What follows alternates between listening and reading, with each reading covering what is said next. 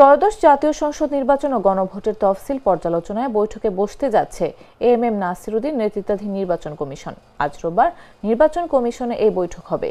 বৈঠকে 4 নির্বাচন কমিশনার ও ইসি সচিব উপস্থিত থাকবেন। ভোট গ্রহণের সময় 1 ঘণ্টা বাড়ানো সহ মনোনয়নপত্র জমা, বাছাই, প্রত্যাহারের শেষ সময় ও ভোটের তারিখ নিয়ে পর্যালোচনা হবে। ভোটের কাজের সার্বিক বিষয়ে অগ্রগতির পাশাপাশি পোস্টাল ভোটিংয়ের ব্যালট পেপার আনা নেওয়ার সময়ও চূড়ান্ত হবে।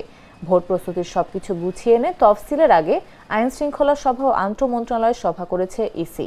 প্রথা অনুযায়ী রাষ্ট্রপতির কাছে নির্বাচনের সার্বিক প্রস্তুতির বিষয়ে অবহিত করতে 10 ডিসেম্বর বঙ্গভবনে যাবেন নির্বাচন আয়োজনকারী সাংবিধানিক সংস্থাটির সদস্যরা।